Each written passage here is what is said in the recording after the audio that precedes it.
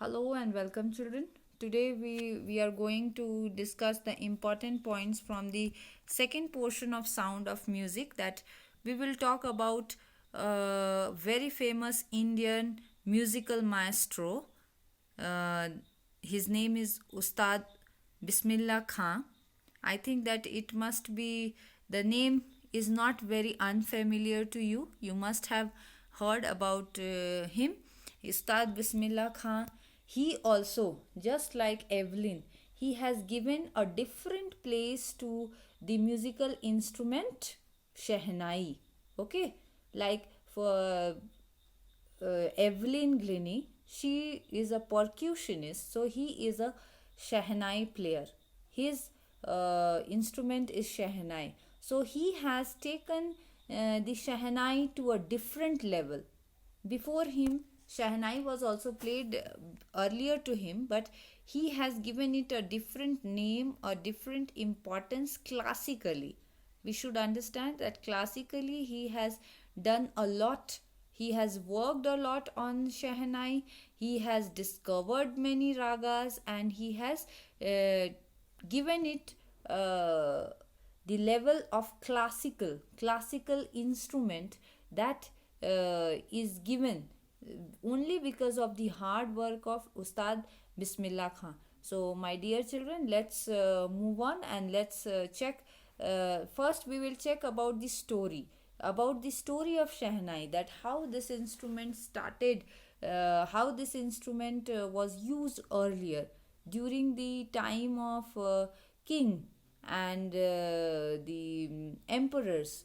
What was the importance of Shehnai and how again this importance was been enhanced by Ustad Bismillah Khan.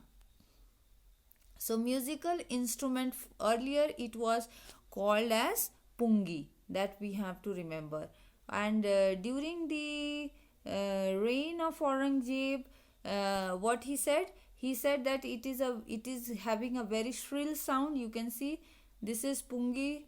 This is the picture of the pungi, which is very similar to Shehnai.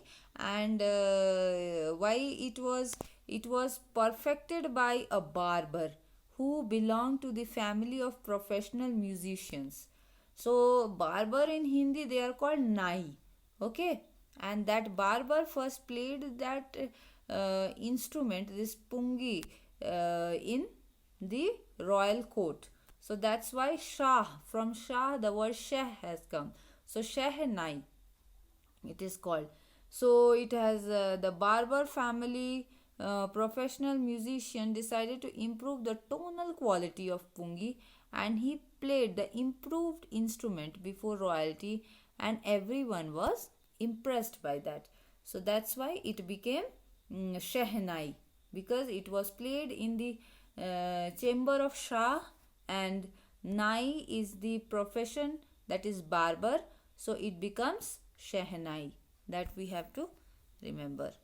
Then the next thing is that the instrument had to be given a new name. So now it has been given the new name, as I told you, that it was played in the Shah's chamber and it was played by a barber Nai. So that's why now it has become, its name has changed into Shehnai. And this is the new Shehnai. Okay, and this one the older pungi, which has been transformed into Shehnai. This we have to understand. Now, in the beginning, it was played in the temples before images of god and goddess. Okay, in the temples it was played, and it was played on every auspicious occasion too.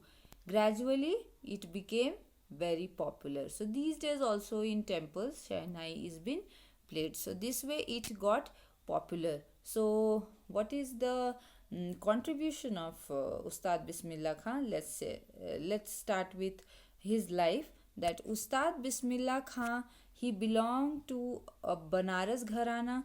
He was born in 1916 at Dumrao in Bihar, and at the age of 5-year-old boy, he would play gilli danda near a pond.